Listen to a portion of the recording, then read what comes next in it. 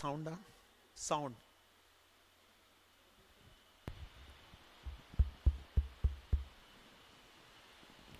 Nama Om Vishnupadaya Krishna Prestaya Bhutale Shrimate Bhaktivedanta Swamin Iti Namine Namaste Saraswate Deve Gauravani Pracharine Nirvisesa Shunyavadi Paschachade Satarine Jaya Sri Krishna Chaitanya Prabhu Nityananda Shri Advaita Gadadhar Srivasadi Gaura Bhaktavrinda Hare Krishna Krishna Krishna Hare Hare Hare Rama Rama Rama Hare Hare.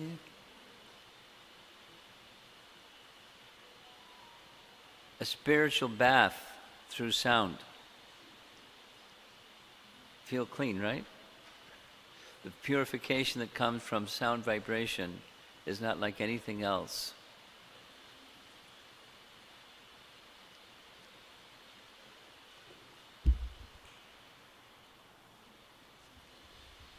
There's a bath on the outside, and then apply the tilak, and then chant mantra, Gayatri mantra or Hare Krishna mantra or both, and then these nice sound vibrations of Bhagavad Gita. And it's purifying. I'm sure, subjectively, internally, you can feel that. I'm just sharing from the weekend prior to Mokshada Ekadasi. It was very enlivening, exhausting in one sense, but very enlivening and purifying to go through what we went through on the Thanksgiving holiday, to hear topics in relation to Krishna, about his devotees and his holy places, Rishikesh, Haridwar, Badrinath, etc., Kurukshetra included. The sound vibrate, this Shravanam, Kirtanam, Vishnu, this is our foundational activity for all the activities, all the subsequent activities of bhakti. But they all have a starting point and a middle point and an end point, and that is Shravanam, Kirtanam, Vishnu. Of course, Vishnu, we all know, Vishnu means the original personality of Godhead. Krishna is that original personality of Godhead from whom Vishnu is in expansion. And Krishna, the speaker of Bhagavad Gita, is giving that sound vibration that's from the spiritual platform. Is it possible? The answer to this question is no. Is it possible to extend the mind and the senses and the intellect and material faculties to even touch the spiritual atmosphere? No. Is it possible for the spiritual atmosphere to descend and make that through spiritual sound, make the spiritual atmosphere accessible to us here? Yes. And that's Bhagavad Gita, or in general the Vedas, but the summary essence, I was asked to speak, what's the essence of Bhagavad Gita? You all know the essence. The essence is to know Krishna. Vedaishta Sayar Vayar Aham Eva Vejo Vedantakrit Vedavid Eva Chaham. Krishna speaks in Bhagavad Gita. The purpose of all the Vedas is one thing, to know Krishna. And who is Krishna, or what is Krishna? There's different ways of describing, revealed in the Bhagavad Gita. You all know the verses because you just chanted them.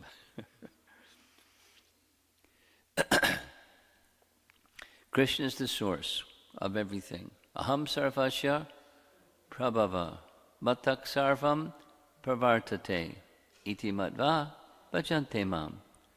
Buddha Bhava Samanvita. Everything is there in Bhagavad Gita. The essence is there in Bhagavad Gita. So to speak on the essence of Bhagavad Gita, how do you do that? The essence is the essence. The essence is Krishna. Krishna is the essence.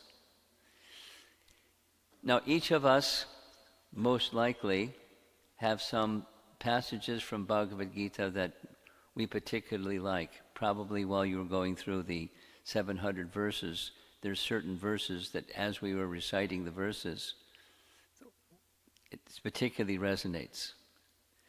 Maybe because it's a familiar verse, or the meaning is particularly important, or something or other. We have our favorite, special, resonating very strongly kinds of verses for us.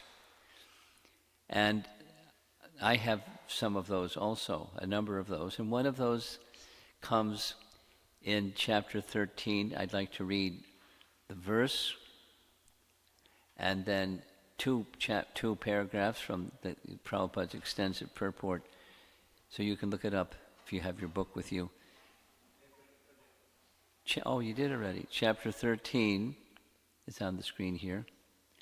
Chapter 13, verses 8 through 12. I'm just going to discuss 13.8, Bhagavad Gita. Amanidvam adambidvam, ahimsa kshantir arjavam, acharya upasanam shaucham, staryam atma vinigraha. Now these, this, as you know, those of you that like Bhagavad Gita, you'll know that in this chapter 13, the very beginning of chapter 13, there are 6 questions. There's Sankhya questions. Sankhya questions means matter and spirit, matter and spirit, matter and spirit 3 times. Prakriti and Purusha, matter and spirit. Jnanam and Gayam, knowledge and the object of knowledge. So the principles of discerning or discriminating the distinction between matter and spirit, it's a refinement of intellect, but it's by spiritual intellect that actual discernment is possible. That's the message of Bhagavad Gita itself. In the structure of Bhagavad Gita, the Sankhya topic is specifically discussed 3 times. This is the 3rd time. The first time, chapter 2. And Krishna declares, I've now described to you Sankhya, now I'm going to describe Buddha Yoga, right? In the text itself. So the Sankhya is very simple. There's spirit and there's matter. And we belong to the category of spirit, we don't belong to the category of matter, although through the misconception, false ego conception, we think of ourselves in terms of matter, the body or the mind, the gross covering, the subtle covering. But that's not who we really are. So Sankhya is to make that distinction, matter and spirit. Then again in chapter 7, matter and spirit, Sankhya, Krishna is describing the 8 separated material energies, and besides those 8 separated material energies, there's a spiritual energy. That's us. We belong to the category of spirit, not to the category of matter. Then again in chapter 13, so notice it's 6, and 6. Beginning of chapter 7 is another Sankhya section. And the beginning of chapter 13 is another Sankhya section. Where the way that it's being asked is not, Arjuna says, can you do it again? Could you refine in greater detail this Sankhya teaching that you gave earlier in chapter 2 and chapter 7? That's not his question. His question is matter and spirit, just in a sophisticated way.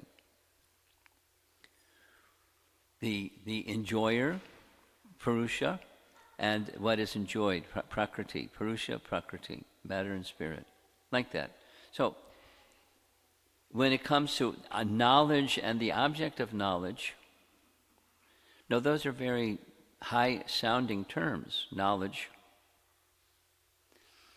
and the object of knowledge. So knowledge, that sounds spiritual. It can become, provided the right elements are there and they're practically applied. Jnanam, then practical applied, vijnanam, through the medium of bhakti, it becomes spiritual. So, when it comes to the items of knowledge, that's what this series of verses, chapter 13, texts 8 through 12, it's a whole series of verses. The way Krishna concludes, all these I declare to be knowledge, and besides this, whatever there may be is ignorance. So there's knowledge, and knowledge is a fruit of the mode of goodness. And beyond mode of goodness is transcendence. But that's not what Arjuna asks, what is knowledge and the object of knowledge? So knowledge, we'll go through the list of items, at least some of the list of items, and does it sound to you like attending a university and you get knowledge at a university? It's not that kind of knowledge. It's knowledge, not information, it's character or quality. I'll read. Humility, amanitvam adambitvam, shantir arjavam evam cha, etc. Humility, quality. Pridelessness, another quality. Non-violence, another quality. Tolerance, simplicity, approaching a bona fide spiritual master. Cleanliness, steadiness, self-control. Renunciation of the objects of sense gratification. Absence of false ego. The perception of the evil of birth, death, old age, and disease. Detachment. Freedom from entanglement with children, home, wife, and the rest. Even-mindedness amid pleasant and unpleasant events, and so on. These are characteristics of one who's situated in knowledge, and one who has these characteristics, one can say they're situated in knowledge. How do you know? Through the symptoms, the lakshana, the characteristics. So these are qualities or symptoms of or characteristics of knowledge. Accepting the importance of self-realization, philosophical search for the absolute truth. All these I declare to be knowledge, and besides this, whatever there may be, it's not knowledge, it's ignorance. The Bhaktivedanta purport, the first 2 paragraphs. This process of knowledge is sometimes misunderstood by less intelligent men as being the interaction of the field of activity. That's, field of activity, and the actor within the field of activity. Prakriti and Purusha, the field of activity. But actually, this is the real process of knowledge. If one accepts this process, then the possibility of approaching the absolute truth exists. Approaching. This is not, he's saying it again, the interaction of the 24 elements as described before. This is actually the means to get out of the entanglement of those elements.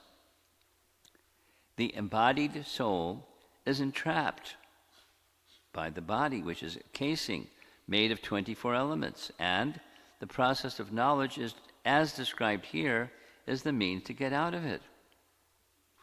Of all the descriptions of the process of knowledge, the most important is described in the first line of the 11th verse, Mai chananya yogena bhaktir avyabhicharini. The process of knowledge terminates in unalloyed devotional service to the Lord. So, if one does not approach or is not able to approach the transcendental service of the Lord, then the other 19 items are of no particular value. But if one takes to devotional service in full Krishna consciousness, the other 19 items are automatically developed within him. As stated in Srimad Bhagavatam 5.18.12, Yasyasti bhaktir bhagavatya kinchana sairvairgainais tatra samasate sara. All the good qualities of knowledge develop in one who has attained the stage of devotional service. The principle of accepting a spiritual master, as mentioned in the 8th verse, is essential. Even for one who takes to devotional service, it is most important. Transcendental life begins when one accepts a bona fide spiritual master. The Supreme Personality of Godhead, Sri Krishna, clearly states here that this process of knowledge is the actual path. Anything speculated beyond this, well, it doesn't say something nice. Nonsense.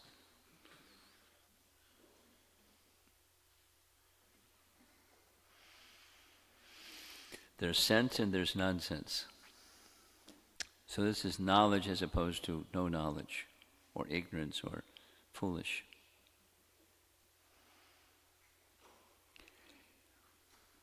So I was asked to speak on the essence of Bhagavad Gita. Here it is. I mean, there's many ways of saying what the essence of Bhagavad Gita is. This is one of them. But, Bhagavad Gita, if you were to describe Bhagavad Gita to somebody that doesn't know, I do it all the time with college programs and so forth. I call it wisdom literature. All cultures have their wisdom literature. There isn't, what they consider wisdom is whatever they consider it to be wisdom. But there's wisdom literature, and the wisdom literature of Bhagavad Gita is pointing to that which is the source of everything. And that's a good place to start. If you want wisdom, what's the source of everything?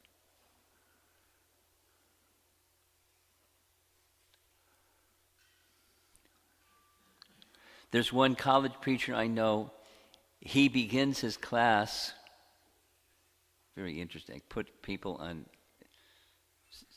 what's the highest truth you know? Please raise your hand. Wow, what a place to start. Or that's not, it's very similar to how Chaitanya Mahaprabhu and Ramananda Roy, how Chaitanya Mahaprabhu began the discussion. What's the highest truth and the means to achieve it? Let's have a discussion starting on that point. What's the highest truth and the means to achieve it, please? No, this is in the circle of very learned persons. So the highest truth, that from which everything comes. There isn't something higher. Matak parataram nanyat kidchirasti dhananjaya. There's no higher truth than Krishna. Krishna is that highest truth. What's the highest truth? That from which everything comes. Very simple definition. So everything means everything, matter and spirit, good stuff and bad stuff. The good and bad, that's an idea that people of this realm have, and from Krishna's perspective, it's all good absolute. And he's reciprocating with living entities and their regard for him, all good absolute. So knowledge, these 2 points are made. In this items of knowledge, the essence of which the other 19 items are resting, undivided devotional service. Mayi chananya yogena bhaktir avyabhicharini. Avyabhichari is a nice, strong word. undivided, unmixed, squeaky clean, completely pure, avyabhichari bhakti. And that avyabhichari bhakti is the access to Mayi Chananya Yogena. Exclusively see everything, experience everything in terms of the source of everything. So because everything has its source, you see things in relation to its source. That's possible through bhakti. Negative is not possible except through bhakti.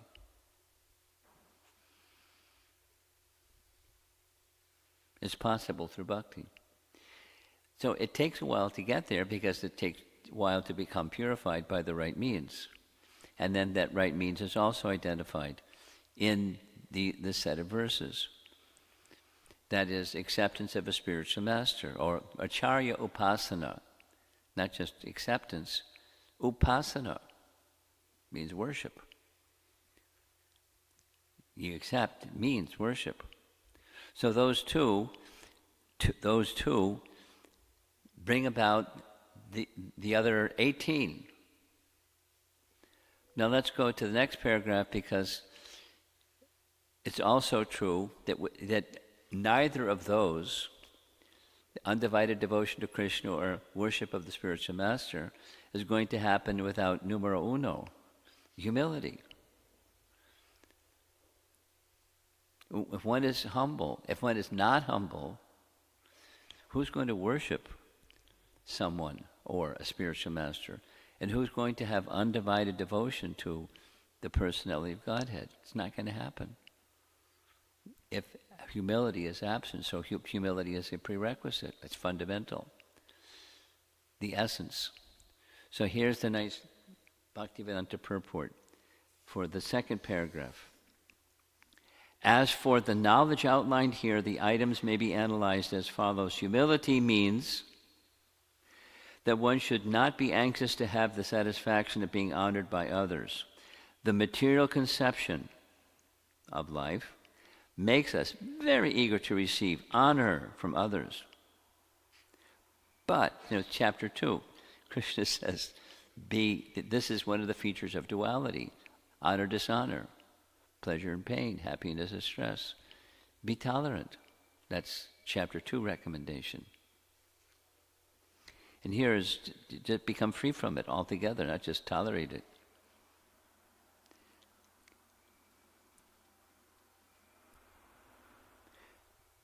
A man in perfect knowledge who knows that he is not this body, anything, honor or dishonor pertaining to this body is useless.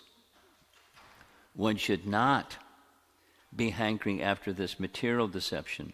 People are very anxious to be famous for their religion, and consequently, sometimes it is found that without understanding the principle of religion, one enters into some group which is not actually following religious principles, and then wants to advertise himself as a religious mentor.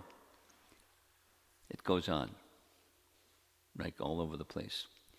As far as actual advancement of spiritual science, one should have a test to see how far he is progressing. He can judge by these items. So, because of time, the half-hour bell is about to ring. So I'm going to not go further, but knowledge, in one sense, knowledge is an antidote for ignorance. And ignorance is the cause of suffering. Now, this is a Vedic conception, because Vedas is knowledge. Supposing somebody, there are groups of people, Buddhists, for example, they reject the Vedas. For them, it's not ignorance is the root cause of suffering. Listen carefully. It's not that ignorance is the root cause of suffering. The root cause of suffering is desire. If you're a Buddhist, that's the teaching. And to become free from desire, you can become free from suffering. So that's a nice program. I want to become free from suffering. And happiness is free from suffering. Definition by negation. Happiness is negation of suffering. And now I'm in this neutral space. I'm not suffering anymore. So how do you become free from desire if you're a Buddhist? If you're a spiritualist, there's no such thing, because desire is of the soul. We're part and parcel of the Supreme who has desire. So we have desire.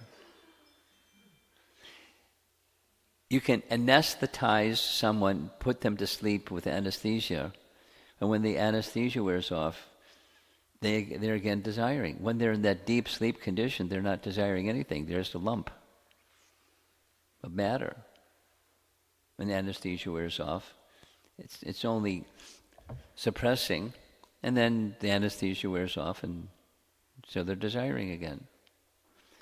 Same with the process. It's not a natural process, because souls have a loving relationship with Krishna naturally. So there's desire. Misused desire, that's another thing. Misapplied. So the Vaishnava teaching is the root cause of suffering is ignorance. Because due to ignorance, there's ignorant desire. And with ignorant desire, there's suffering. The root cause is not the desire. The root cause is ignorance. The antidote, knowledge.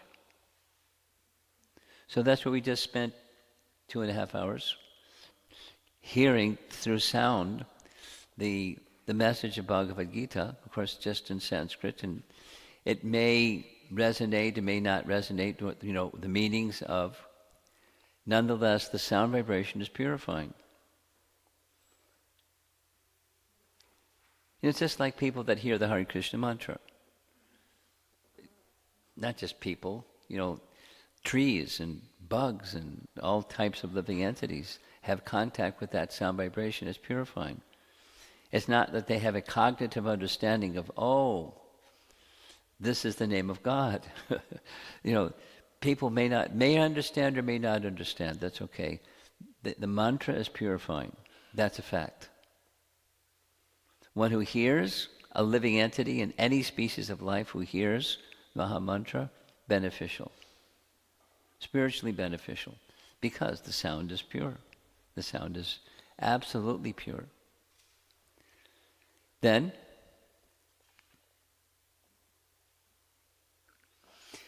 same with Bhagavad Gita. You all recited Bhagavad Gita in Sanskrit. Fantastic. What's the meaning? Who knows? Some people may know more, some people may know less. But the benefit is not in the knowing exactly. The benefit is the purification. And through the purification, then gradually and eventually, one can know. Spiritually, one can know. That's our purification process, by chanting Hare Krishna. Supposing one isn't so proficient in chanting Sanskrit. I'm one of those persons. I'm not so proficient in chanting Sanskrit. Some persons are very, very natural, very easy. I was looking around the room when the recitation was going on. Who's the person with the microphone? It was a recording. Yes? Who? Raise your hand. Who was chanting? Huh? She just left. Okay. Very steady voice. I thought it was like, what's going on? Anyway, very nice. Very nice. So, and even if one doesn't, the point is, even if you don't understand the meaning, it's okay. I mean, if you understand the meaning, better than okay. But just the sound vibration is purifying. So it's just like this half hour of what's the essence of Bhagavad Gita request to speak on this point. It's quite simple. It's quite simple. And what great fortune persons born in India or persons that are from India descent, born in America or born wherever they're born, and have the opportunity from early stage of life to hear transcendental sound vibration, especially from the right source, from a right broadcaster of spiritual sound. Greatly beneficial. Then further and further and further and further to understand the message, and then further and further have Krishna can reveal himself. He's not holding himself back. It's just we're not sufficiently qualified to receive the revelation of what Krishna is prepared to give us. So it's time to end, but we have many activities that will keep us engaged, right after we end, to the next thing and the next thing, and that's our life of devotion to Krishna of one form or another form. So you want to take the microphone and do a conclusion?